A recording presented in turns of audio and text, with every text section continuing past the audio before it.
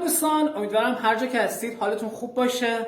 امیدوارم لحظه لحظه زندگیتون پر از آرامش باشه. خدا رو شکر میکنم کنار شما عزیزان هستیم و این مسیر پر از آرامش رو داریم با هم دیگه طی میکنیم. امروز میخوام در مورد 3 نکته خیلی مهم برای شما بزرگواران توضیح بدم. 3 نکته‌ای که تو باید رعایت بکنی برای موفقیت و ثروت. اگر این نکات رو رعایت نکنی به هیچ عنوان ثروتمند و موفق نمیشی. پس تا آخر این ویدیو به دقت ببین. یادت باشه که همین الان لایکش بکن ویدیو رو و اگه من رو سابسکرایب نکردی حتما من رو سابسکرایب کن و این عبارت تأکیدی جادویی رو هم برای من کامنت کن که من انسان موفقی هستم. خدایا شکرت. و بریم با هم دیگه توی این ویدیو میخوام در مورد 3 نکته خیلی مهم، 3 موضوع خیلی مهم میخوام صحبت بکنم که اگر رعایت نکنی دوست عزیزم موفقیت رو نخواهی چشید. پس به دقت گوش کن که یکی یکی میخوام بگم. آخری از همه مهمتره. بخاطر همین تا آخر فایل، آخر ویدیو ببین، چون آخری خیلی خیلی مهمتر هستش. اما نکته اول، البته همشون مهم هستن ولی آخری یه نکته‌ایه که خیلی‌ها رعایت نمی‌کنن. نکته اول دوست عزیزم، تو باید تو مسیر هدفت شکرگزار باشی. یادت باشه که آدم‌های موفق احساسشون خوبه. شکرگزاری یعنی دیدن نعمت‌هایی که داری، یعنی دیدن موفقیت‌ها. تو وقتی قدم‌های بعدی رو عالی برمی‌داری که بتونی خودتو تحسین کنی، بتونی نکات مثبت زندگی تو ببینی، بتونی نعمت‌هایی که داری رو ببینی و خدا رو به خاطر شکر بکنی. آدم‌های قرقرو به هیچ عنوان موفق نمیشن. اگر هم موفق بشن دوست عزیزم از زندگیشون لذت نمیبرن. پس نکته اول، در روز حتما زمانهایی رو برای شکرگزاری بذار. بشین فکر کن نعمت‌هایی که خدا بهت داده. بشین بنویس در مورد نعمت‌هایی که داری.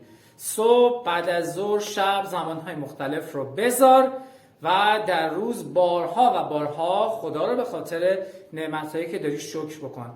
موفقیت‌هایی که به دست میاری رو دوست عزیزم بنویس و بابت تک تکش خدا رو شکر بکن و قدم‌ها رو با یاد و نام خدای بزرگ بردار. یادت باشه تو مسیر هدفت حتما از خدای بزرگ کمک بگیر. این نکته اول که خیلی خیلی مهم بود. اما نکته دومی که عزیزان شما باید رعایت بکنید و آدمای موفق و ثروتمند رعایت میکنن اینه که سرت باید به کار خودت باشه. نگاه نکن ببینم مثلا رقیبم چی کار کرده، مثلا توی کاری که هستی هی تمرکزت روی اینه که من ببینم رقیبم چی کار کرده، فروشش چقدر بوده، امروز چقدر از من بیشتر بوده، من امروز آیا بیشتر از اون فروش کردم یا کمتر از اون. یا میشینیم موفقیت‌های دیگران رو نگاه میکنیم، موفقیت رقیب رو نگاه میکنیم و حسادت میکنیم. یادت باشه که به هیچ عنوان رقابتی نگاه نکن کارت رو. از کارت لذت ببر، از کارت لذت ببر. سرک نکش به کار این و اون که ببینم درآمدش چقدر هستش، چقدر موفق شده، من چرا اقل ازش عقبم. یادت باشه مسابقه ما نمیدیم، ما داریم لذت میبریم. ما از هدفمون باید لذت ببریم. آدم‌های موفق از کاری که انجام میدن از زندگیشون لذت میبرن و حواست باشه که مسابقه نیستش و نهایت لذت رو از هدفت ببر و تمرکزت روی کار خودت باشه.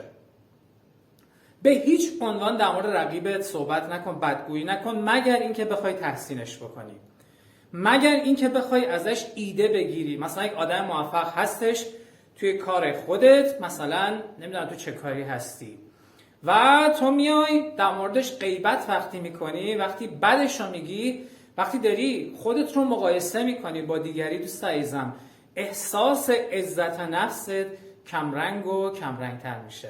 احساس بدی به آدم دست میده و این احساس عدم توانایی باعث میشه که تو مسیر هدفت موفق نباشی. پس دوست عزیزم به هیچ عنوان کار خودت رو با دیگری مقایسه نکن.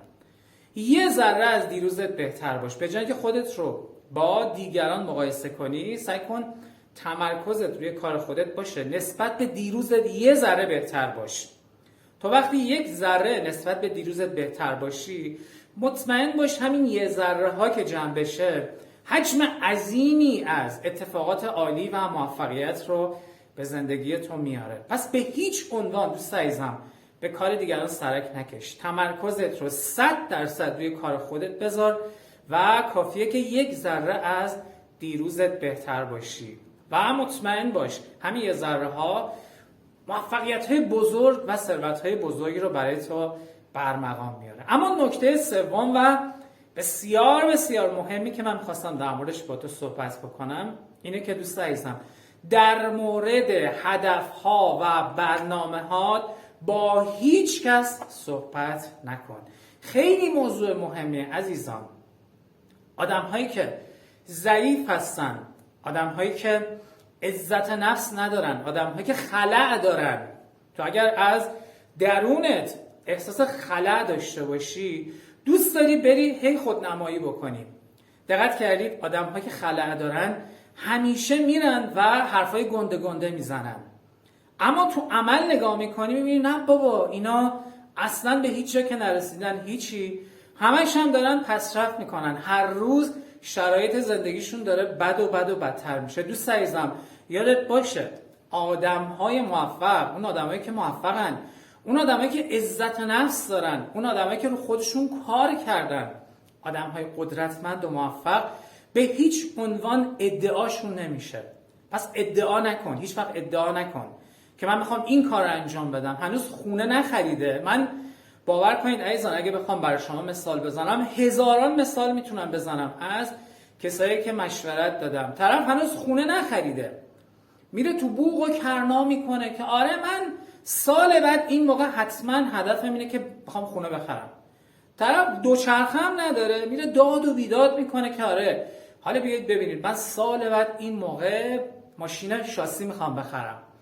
یا طرف اصلا هیچ کشوری از کشور خودمون تو شهرهای کشور خودمون رو نگشته، میشینیم باهاش صحبت میکنیم. ببینید اینا همه نشانه خلأه و میخوام بگم که اینجوری نباشیم.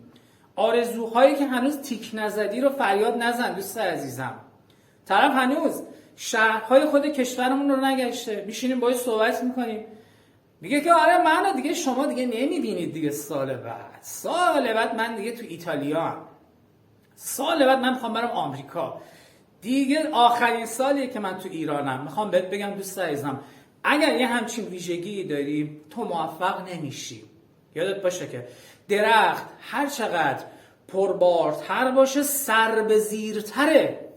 آدم‌هایی که خدا رو میشناسن، آدمایی که قدرتمندن، آدمایی که عزت نفس دارن متواضعن. توی مسیر رسیدن به هدف‌ها دوست عزیزم تواضع پیشه کن و مثل طبل سر صدا نکن که اصلا فایده نداره. به هدفت برس، اون ماشینه رو بخر، تلاشتو بکن، ماشینه رو بخر، خونه رو بخر، کشورهای خارجی رو برو، به اون هدفت برس، تیک بزن. بعد بقیه میبینن نمیخواد جلو بری که چه میدونم داد بزنی که آره من میخوام ماشین بخرم، میخوام خونه بخرم، میخوام این کارو بکنم. این نشانه خلأه. پس صداتون باشه عزیزان این 3 تا نکته رو حتما رعایت بکنید، اینا قدرتمندتون میکنه. شکرگزاری بی‌نظیره، مخصوصا شکرگزاری کردن که توصیه میکنم حتما تمرین هر روزتون باشه. خیلی دوستتون دارم. بازم میگم بچه‌ها حتما عزیزانتون رو به کانال دعوت بکنید. اگر سابسکرایب نکردی همین الان سابسکرایب کن یوتیوب من رو و لایکش بکن. خیلی دوستتون دارم، براتون بهترین ها رو از خدای خودم آرزومندم و موفقیت های بسیار بسیار زیادی رو براتون آرزو میکنم. فعلا خدا نگهدار.